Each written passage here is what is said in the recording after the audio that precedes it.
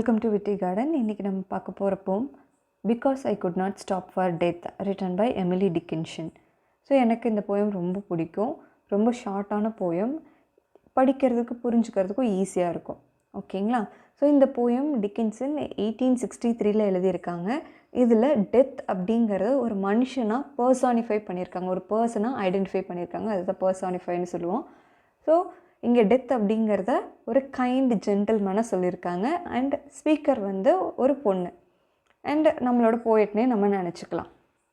இது ஒரு lyric poem. Lyric அப்படின்னா ஒரு பர்டிகுலர் எமோஷனை அந்த போயம் ஃபுல்லாகவே சொல்லியிருப்பாங்க. கண்டிப்பாக எமோஷன் இருக்கும். அண்ட் ஃபர்ஸ்ட் பர்சன் நரேட்டிவில் இந்த போயம் இருக்கும். ஃபர்ஸ்ட்டு ஸ்டான்ஸால் என்ன சொல்கிறாங்க அப்படின்னா, ஸோ போயட்டை ஒரு பொண்ணு சொல்கிறாங்க, because I could not stop for death. என்னால் என் சாவை தேடி போக முடியல, அதனால் சாவு என்னை தேடி வந்துச்சு. He kindly stopped for me. அவர் அந்த ஜென்டில்மேன் எனக்காக ஸ்டாப் பண்ணார். டெத்து என்னை தேடி வந்துச்சு, என்னை நிறுத்தி கூட்டிகிட்டு போகிறதுக்காக வந்திருக்கு ஒரு கேரேஜில். அந்த கேரேஜில் நாங்கள் மட்டும்தான் இருக்கோம். அண்ட் யார் கூட சேர்ந்து இருக்காங்க? இம்மார்டாலிட்டி. ஸோ நாங்கன்னா யார்? Death and poet and immortality. So இவங்க 3 பேர் மட்டும் இருக்காங்களாம். அந்த ஜென்டில்மேன் எப்படி கூட்டிகிட்டு போகிறாராம்? We slowly drove. இது செகண்ட் ஸ்டான்ஸா. ஸோ மெதுவாக தான் போகிறாரு, எந்த அவசரமும் கிடையாது. என்னோட வேலைகள், என்னோட லெஷர் டைம் எல்லாத்தையும் நான் அவருக்காக விட்டுட்டேன். For his civility. ஸோ என்னை தேடி ஒருத்தர் வந்திருக்காரு, அவரை நான் பார்க்கணும் இல்லையா, அந்த மாதிரி சொல்கிறாங்க. ஸோ டெத்து வந்துருச்சு, என்னோட இந்த வேர்ல்ட்லி ஆக்ஷன்ஸ் எல்லாமே குறைஞ்சிருச்சு, இந்த உலகத்தில் நான் செய்ய வேண்டிய வேலையெல்லாம் அப்படின்னு நிறுத்திட்டு அவர் கூட நான் போயிட்டேன் அப்படின்னு சொல்கிறாங்க.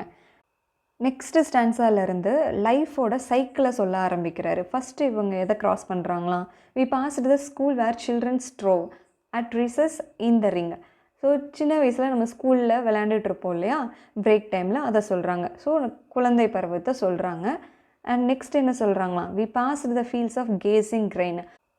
கேசிங் கிரெயின்னு சொல்கிறாங்க. ஸோ நம்ம வயலில் ஒரு நெல் போடுறோம் அப்படின்னா அது விளைஞ்சு நிற்கும் இல்லையா, அதோட மெச்சூர்டு ஸ்டேஜ், அதை சொல்கிறாங்க. ஸோ ஃபஸ்ட்டு சைல்டுஹுட், அடுத்து வந்து மெச்சூரை சொல்கிறாங்க. அண்ட் நெக்ஸ்ட் லைனில் என்ன சொல்கிறாங்க? We passed the setting sun. So சூரியன் மறைய போகுது, அதாவது இறப்பு அப்படிங்கிறத சைக்கிளை முடிக்கிறாங்க. குழந்தையிலேருந்து இறப்பு வரைக்கும் சொல்கிறாங்க. நெக்ஸ்ட்டு ஸ்டான்ஸால் என்ன கண்டினியூ பண்ணுறாங்க? ஸோ நாங்கள் சன்னை பாஸ் பண்ணலை, சன் தான் எங்களை பாஸ் பண்ணுது. அவர் போன உடனே, சன் வந்து மறைஞ்ச உடனே என்ன ஆகும்? பனி வரும் இல்லையா, அதுதான் டியூஸ் வருது, சில்லாகுது, பயங்கர சில்னஸ் இருக்குது. இந்த சில்னஸ், கோல்ட்னஸ், இது எல்லாமே லிட்ரேச்சரில் ஒரு சிம்பிளாக வரும். அது வந்து டெத் ஆர் சேட்னஸை குறிக்கிற மாதிரி இருக்கும். இங்கே டெத்தை போயிட்ட என்ன சொல்கிறாங்க அப்படின்னா, எனக்கு ரொம்ப சில்லுன்னு இருந்துச்சு, ஏன்னா நான் வந்து என்னோடய கவுன், டிப்பெட், டியூல், அதாவது ஸ்கார்ஃபு, லைட் வெயிட் கவுன், இது மட்டும்தான் அணிஞ்சிருந்தேன்னு சொல்கிறாங்க. ஸோ இறந்தவங்களுக்கு தெரியும், ரொம்ப நிறையெல்லாம் போட்டு இதை பண்ண மாட்டாங்க. கடைசியில் என்ன பண்ணுவாங்க, ஒரு 4-5 துணி கூட இருக்கிறது கஷ்டம்தான் இல்லையா, அந்த மாதிரி இருக்கிறதுனால அவங்களுக்கு ரொம்ப சில்லுன்னு இருக்குன்னு சொல்கிறாங்க. அண்ட் நெக்ஸ்ட் ஸ்டாப் வருது. இதெல்லாம் பார்த்துட்டு கடந்துகிட்டே இருந்துகிட்ருக்கிறப்போ ஒரு ஸ்டாப்புக்கு வந்து நிற்கிறாங்க. அந்த ஸ்டாப் எப்படி இருக்காமா? We passed before a house that seemed a swelling of the ground. அந்த ஹவுஸ், அந்த வீடு பார்க்குறதுக்கு லேசாக தரையிலேருந்து வீங்கின மாதிரி, அந்த தரை வீங்கி போனால் எப்படி இருக்கும், கொஞ்சம் மேடு தட்டின மாதிரி இருக்கும் இல்லையா, அந்த மாதிரி தெரியுதான். கிரவுண்ட்லேருந்து கொஞ்சம் மேடு தட்டின மாதிரி இருக்குது. அஃப்கோர்ஸ் அது என்னது, இந்த சமாதின்னு சொல்லுவாங்க இல்லையா, அதுதான் அந்த நிலத்துக்கு கொஞ்சம் மேலே வீங்கின மாதிரி இருக்குது அப்படின்னு சொல்கிறாங்க. அதோட ரூஃப் மட்டும்தான் தெரியுதான், ஏன்னா அந்த மண் போட்டு மூடி இருக்கிறது மேலே தான், அதுக்கு கீழே இன்னும் பெருசாக இருக்குது. அந்த டாம்பை தான் அவங்க வீடுன்னு சொல்கிறாங்க. அதோட ரூஃப் தான் அந்த மேலே தெரிகிற ஸ்வெல்லிங். ஸோ அந்த சீலிங் மட்டும்தான் கிரவுண்டுக்கு மேலே தெரியுது. மொத்தத்தில் இந்த ஸ்டாண்ட்ஸ் எல்லாம் ஃபுல்லாக என்ன சொல்லியிருக்காங்க, அவங்களோட கிரேவுக்கு வந்துட்டாங்க அப்படிங்கிற மாதிரி சொல்லியிருக்காங்க.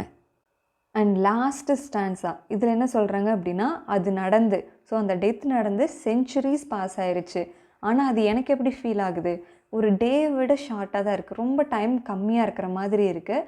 அப்போ தான் எனக்கு புரிஞ்சுது, என்னோடய கேரேஜ் வந்துச்சு இல்லையா, அந்த ஹார்ஸஸோட ஹெட்ஸ் எல்லாம் எதை நோக்கி இருக்காமா? எட்டர்னிட்டி, முடிவில்லாத ஒரு வெளிச்சம், ஆர் கடவுளோட சோல்கிட்ட போகிறது, அதுக்கு எந்த ஒரு முடிவுமே கிடையாது இல்லையா, அந்த மாதிரி போய் சேர்ந்துருக்கு. அந்த எட்டர்னிட்டியை நோக்கி போயிட்டுருக்கு அப்படிங்கிற மாதிரி சொல்கிறாங்க. ஸோ ஒரு முடிவில்லா பயணம். ஸோ சோல் வந்து எகெயின் ரிப்பீட் ஆகிட்டே இருக்கும்.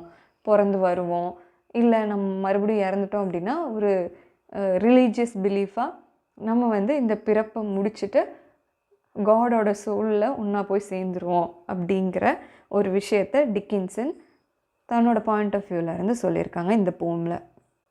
That's all. தேங்க்யூ.